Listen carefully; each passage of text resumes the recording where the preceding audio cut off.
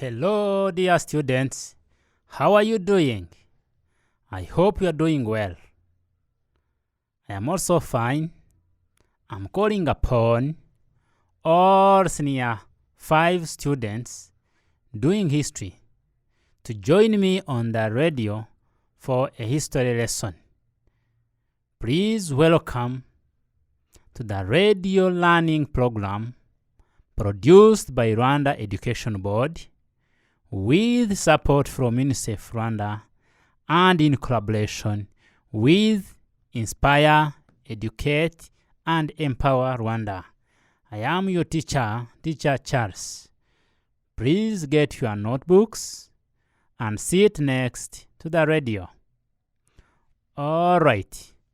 All senior 5 students doing history. I hope you are now set and ready. Our today's lesson is very interesting. It's about European history. So our today's lesson is to discuss the general causes of the 1848 revolutions in Europe. In this lesson, we are going to discuss the general causes of the 1848 revolutions in Europe. All right, so by the year of 1848, there were several revolutions across Europe. And so we are going to be looking at the general causes of those revolutions in Europe in the year 1848. All right. Before we go on, allow me to give you this short background of the 1848 revolutions in Europe. The 1848 European revolutions were a series of uprisings in Europe.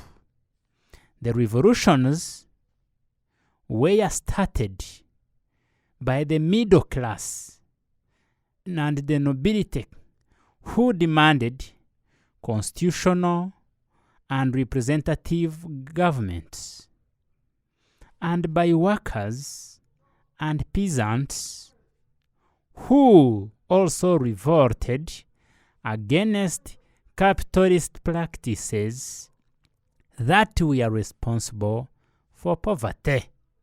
So in that short background, that these 1848 revolutions in Europe were started by middle class and nobility class who demanded for constitutional and representatives and representation in the governments, again by the workers, the peasants, who also revolted against capitalist practices. There are several states in Europe where these revolutions occurred, and there are some other states where these revolutions did not. So with these revolutions, in the highly industrialized states, for example, Britain and Belgium, by then they did not occur in this year. And even in some, so in other words, these revolutions occurred in slightly industrialized states.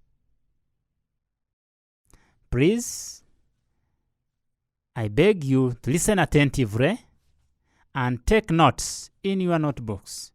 So that was just a short background. There were several states. Most of them were under Austrian domination. By then, was led by Metternich.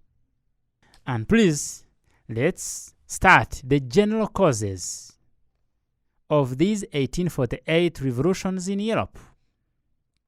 I hope what is most important in this is to know the years and those states where these revolutions occurred by the year 1848.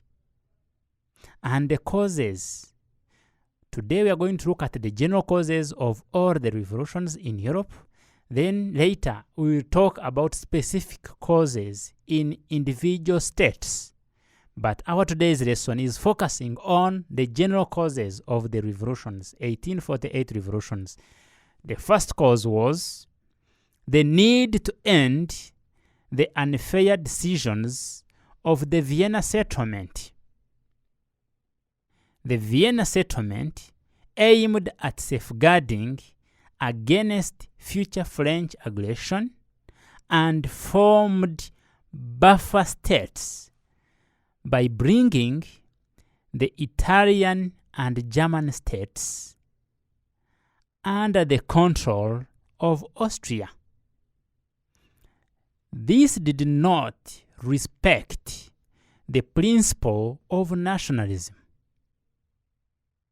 Therefore, for this reason, the Italians and Germans revolted in 1848, hence leading to the outbreak of these revolutions in Europe. The point was the need to end the unfair decisions of the Vienna Settlement. So the key point here is Vienna Settlement. I want you to carry out a research on Vienna Settlement to understand more about this Vienna Settlement. So its decisions, or her decisions, were unfair. So majority of states revolted against those decisions which were unfair. Here they have given an example of German state and Italian states. So please, I want for you to understand this point fully. You need to carry out a research on Vienna Settlement. Please, it is a take-home exercise. Carry out and understand what Vienna Settlement was. Then you will understand how those terms and conditions led to the outbreak of 1848 revolutions in Europe. Next, the oppressive regime of Prince Metternich. The oppressive regime of Prince Metternich. So with this point, you understand who Metternich was. The success, rather. So Metternich was the Chancellor of Austria. And remember, Austria had taken control over most of these states, of these European states. So his leadership, his regime, was characterized by oppression, dictatorship. So all these angered the people in those states. So they had to rise up and revolt against his regime. Listen to this point. Metternich, the Chancellor of Austria, used a harsh spy network that terrorized people.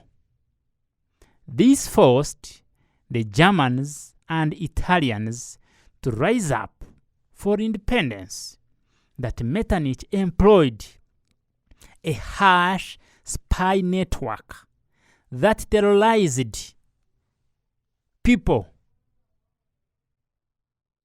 And this forced the Germans and Italians to rise up for independence. Remember, the German states and Italian states were under the control of Austria, under control of Metternich, hence leading to the outbreak of European revolutions in 1848.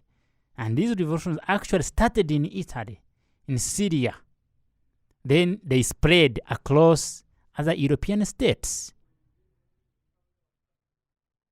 All right. I hope you are taking notes down in your notebooks. So far we have looked at two general causes. Now we are heading to the third one. The third one was the collapse of the Congress system. As we discuss about these revolutions, you also have a lot to research about for you to fully understand these things. But I'm hopeful that you covered Congress system and Vienna Settlement. Congress system, there are several meetings held in Europe. So they had several terms and conditions that they put in place. But here, the point is about the collapse, meaning the Congress system collapsed. So let's see how it contributed to the outbreak of the 1848 revolutions in Europe. The success of the 1830 Belgian Revolution marked the end of the Congress system. This provided an opportunity for the oppressed people to revolt against their leaders.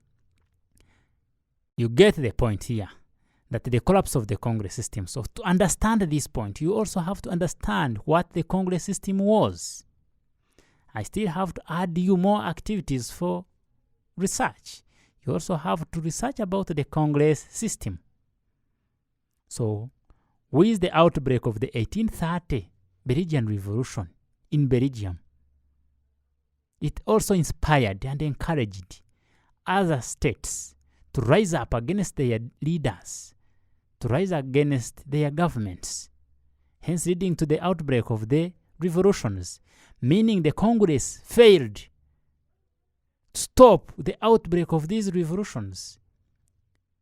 By 1830, it had failed because the Belgians revolted. And remember, in the terms and the terms that this Congress system was in place was to foster peace, to bring about an end of violence. But they failed. That's why the Belgians revolted. And when they revolted, it encouraged other states that we are facing the same problems against their governments, leading to the outbreak of the 1848 revolutions in Europe. Today, remember, we are only looking at the general causes. We are not looking at the specific causes of individual states. We are looking at the general causes. All right. The next cause was the growth of nationalism. The growth of nationalism was another factor that led to the outbreak of the 1848 revolutions in Europe. Now, you can be discussing about that point individually as we go on. So please be thinking about it as we continue.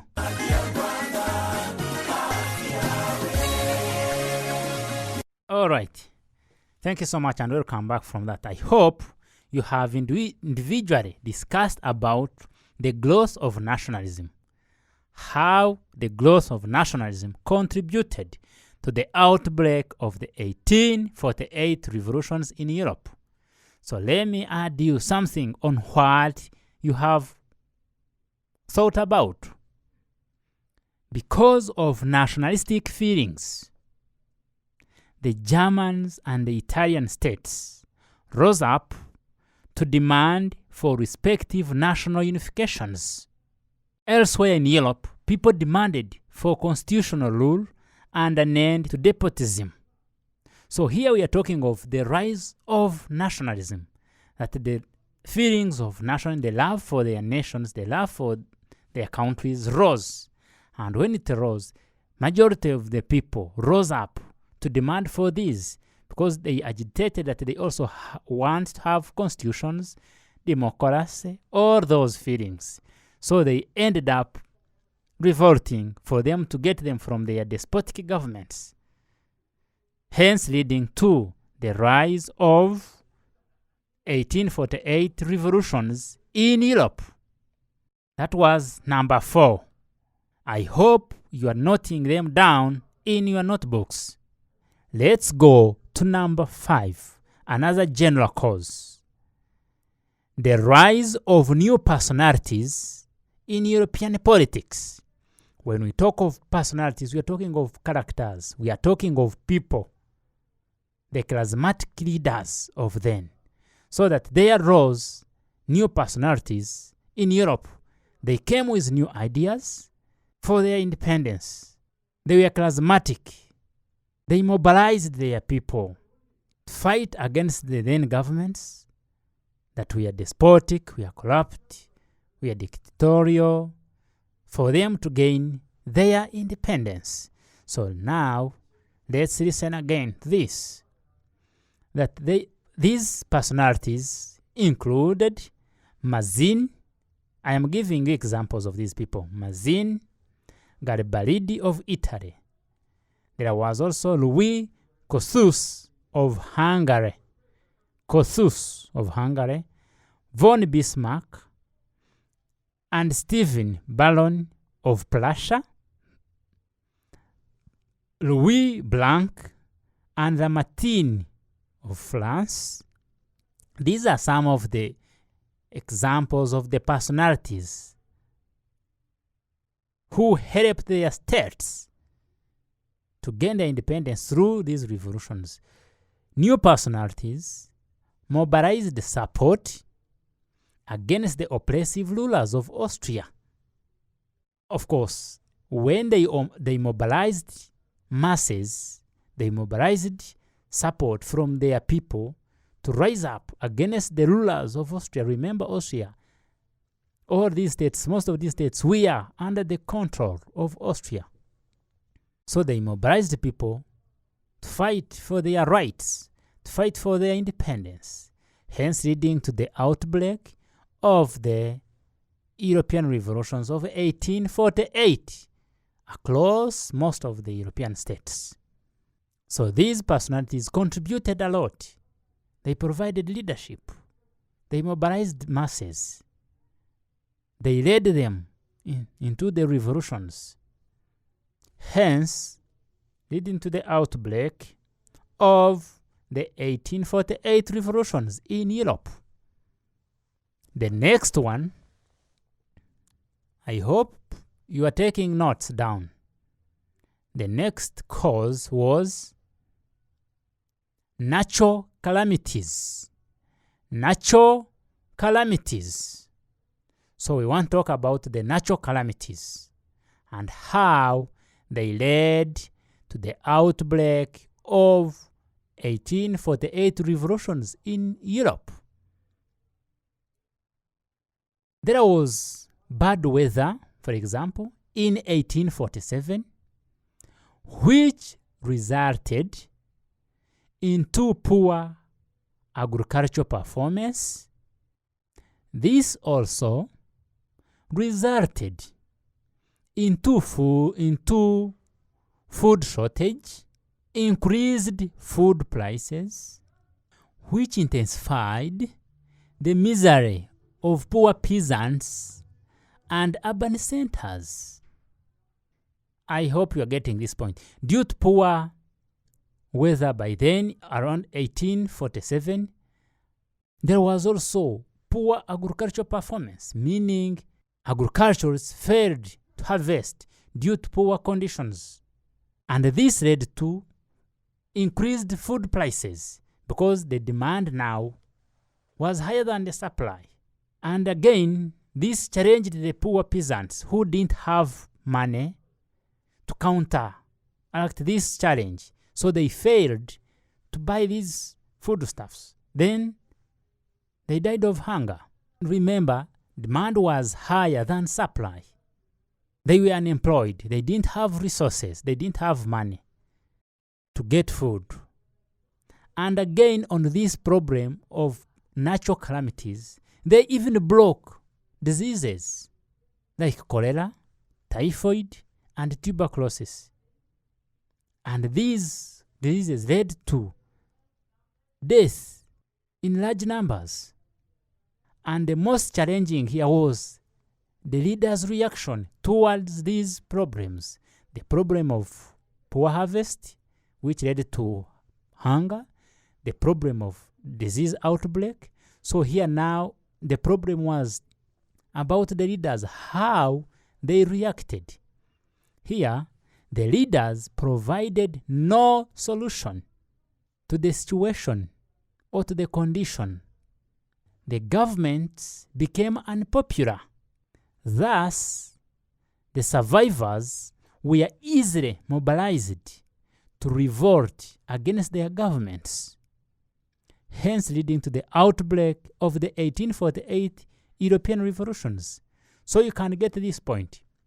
Due to the outbreak of these diseases, even hunger and famine due to natural calamities, where agriculture was put to a halt, leaders didn't provide tangible solutions to the people.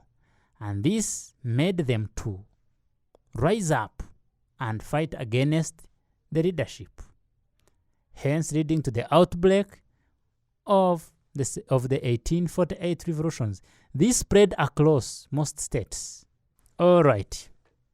The next cause was the negative effects of the rapid population growth. The negative effects of the rapid population growth, meaning there was overpopulation. And with that overpopulation, there are negative effects out of that big number of people, that overpopulation. So with these effects, they contributed to the outbreak of these revolutions. We want to see how those effects contributed. For example, in Eastern and Central Europe, the rapid population growth led to urban congestion, food shortage, unemployment, poor conditions or poor standards of living. Here, the masses blamed this on their respective governments, meaning due to overpopulation, people were overcongested in towns. They lacked food, there was poor hygiene and sanitation. All these led to the outbreak of diseases. Some of the diseases we had mentioned about, like cholera, they were due to these congestions. All these factors and rapid population growth led to masses to rise against their governments. There was too much unemployment, food shortage, and disease outbreak. Prostitution also in towns. The town dwellers even failed or lacked where to sleep. They didn't get accommodation, which was reasonable, hence leading them to rise against their governments. All right, allow me to give you this point for you to think about it and relate it to the outbreak of these revolutions. The corruption and inefficiency of the rulers. Be thinking about it in 30 seconds. All right, welcome back from that. The point was about corruption and inefficiency of the rulers. So we want to see how did that point contribute to the outbreak of the 1848 revolutions in Europe. In many states of Eastern and Central Europe, the rulers were corrupt and inefficient. This compelled the masses to revolt against Louis Philippe, that was of France. For instance, in 1848, Louis Philippe was a king in France. So the masses were compelled to revolt against his government because of corruption and inefficient services in his government. So the officials were corrupt, they embezzled the government funds, and all these contributed to poor conditions of living to the masses or to the majority. So they revolted against his government, plus other states that were inspired to do the same. Remember, when we are talking about these for 1848 revolutions in Europe, there are very many states across Europe that revolted against their governments. All right. The next one, or the next factor or cause, was the influence of socialist ideas. The influence of socialist ideas. Socialist ideas were initiated by Karl Marx. Socialists argued that capitalism was responsible for unemployment, inflation, and exploitation of employees. This therefore encouraged the people to join the 1848 revolutions. That Karl Marx initiated the principle of socialism at the expense of capitalism, which brought several challenges to the masses. That for capitalism, it brought in inflation, unemployment, exploitation. All those contributed to poor standards of living to the masses. So with these ideas of socialism, they rose up to revolt against their government so that they can get their freedoms of liberty, fraternity, and equality. All right. The next one was about the success of the previous revolutions. The success of the previous revolutions. For example, the French Revolution of 1789, the 1830 Belgian Revolution. All these revolutions were successful. And the fact that they were successful, they inspired and encouraged other European states to rise up against their governments. And remember, they all shared the same problems. So they looked at how these revolutions occurred and defeated their governments.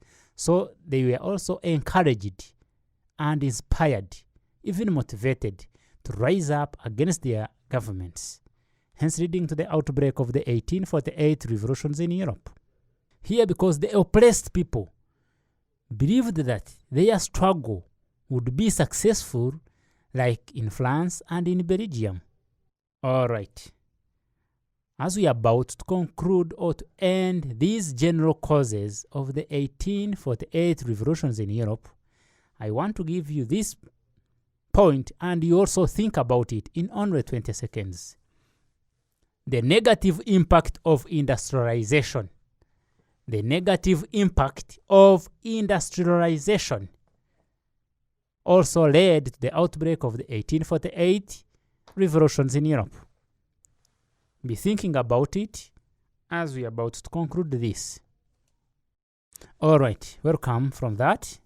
The spread of industrialization to many European countries created many economic and social problems. For example, unemployment, low wages and salaries, long hours of work, poor accommodation, rural-urban migration, inflation, and even starvation. These problems forced the poor population in urban centers to join the 1848 revolutions. All right. The point was about the negative impact of industrialization. So far, we have looked at the general causes for the outbreak of the 1848 revolutions in Europe. I hope you summarized all this. Now allow me to give you questions for practice that are going to help you understand more about the 1848 revolutions in Europe. The questions include: 1. I want you to write them down because you will carry out research. You will use internet and books to search for this. 1. Discuss the factors for the failure of 1848 revolutions. Factors for the failure. Next, explain the factors for the success of the 1848 revolution in France. The next one. Examine the effects of the 1848 revolutions. Next. Explain the common characteristics of the 1848 revolutions. Explain the common characteristics of the 1848 revolutions in Europe. Please make sure you use the internet and books. Search about these questions. After searching about them, take notes in your notebooks. They will help you understand more about the 1848 revolutions in Europe. Those are questions for your discussion and practice. The last one, to cement all these, is for you to discuss the specific causes for the outbreak of 1848 revolutions in European states. After carrying out research, you will understand the states where these revolutions occurred. Then you will come up with their specific causes. Thank you so much, and bye.